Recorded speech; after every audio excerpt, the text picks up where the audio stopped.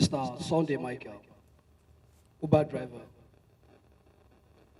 On this very fateful day, being on the 12th of October, at about 12:30 a.m.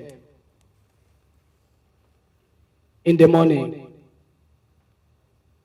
I was actually driving coming down from Shangotedo to Aja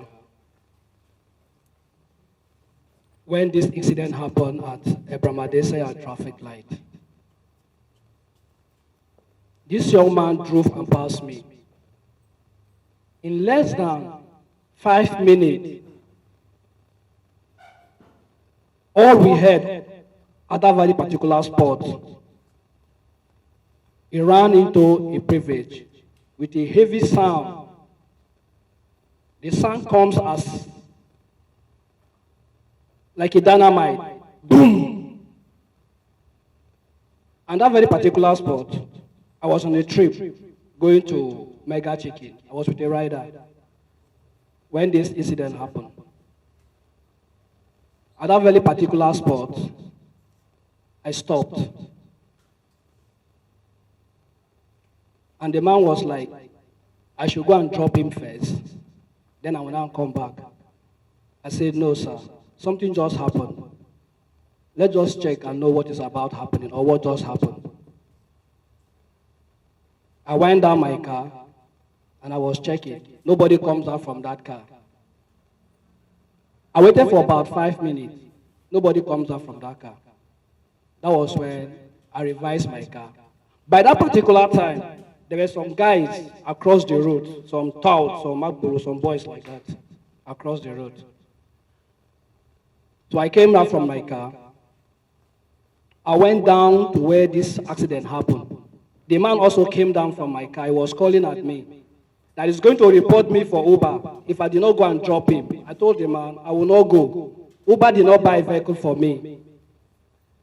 I canceled the trip. I didn't even care to collect my money because there was nobody coming out from that very car that accident happened.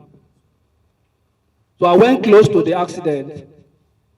Before I could get close to the accident, about 4 guys came over to that very accident place. So I was just standing there looking at the car. Nobody came out. So the next thing I heard on my ear, go get the door open. I went close to the car to get the door open, but the door was locked. At that very particular spot, it was as if somebody was talking to me. Look for where I opened this door.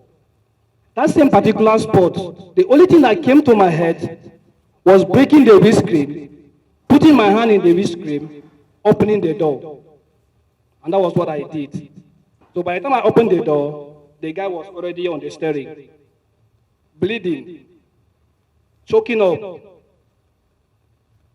I put my hand, free him from the seatbelt, bring him out.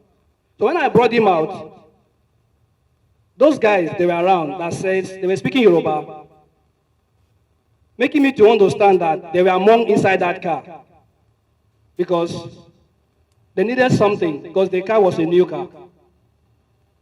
I said, okay, if you are among inside this car, how comes the door was not open? How comes you didn't come out? So they were speaking Yoruba.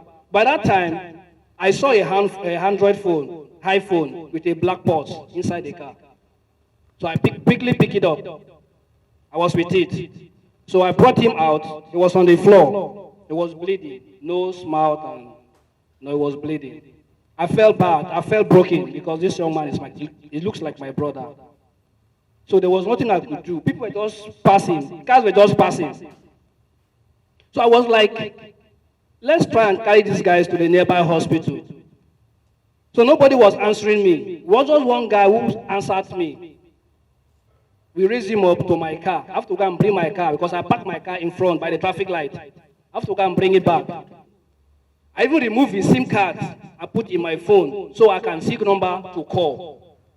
But there was no number coming out from the SIM card because the phone was already with lock. It wasn't even fingerprint. Because if it was fingerprint, I could have used his hand to see how I could have opened the phone. but it wasn't opening. So I was with the phone, nobody called, until a certain lady called. And I told her, this young man has an accident, I have to rush him. We are in the hospital. She didn't believe me. She was even scared. She took her 1 hour to come.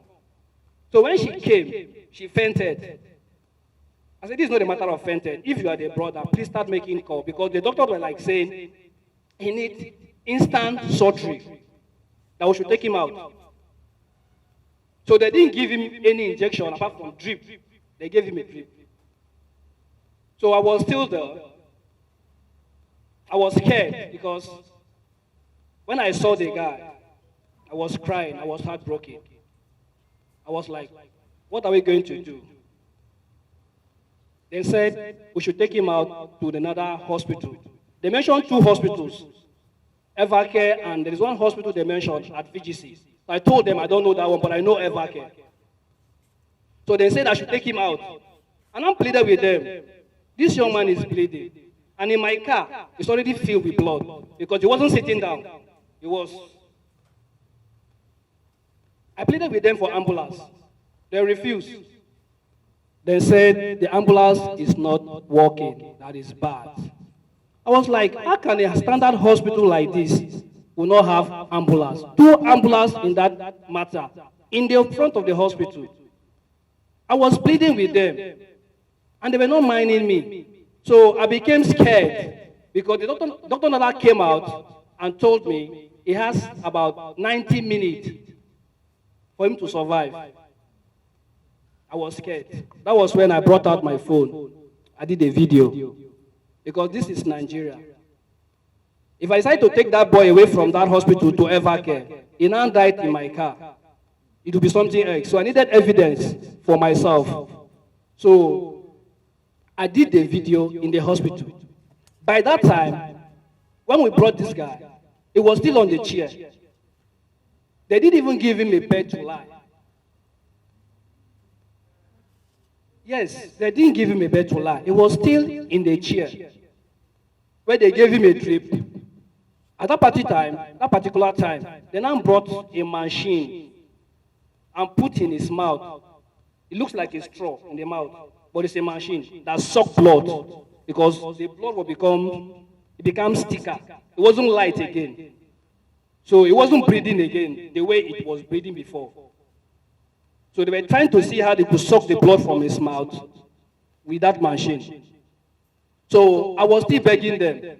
This ambulance of a thing took us that 2 hours in that hospital. So when I realized that these people, they are not willing to help, and they are not saying something that ambulance will come, so I got no choice than to take him again in that same car to Evercare. So when I get to Evercare, we rush him inside. They brought out the bed, hospital bed for emergency.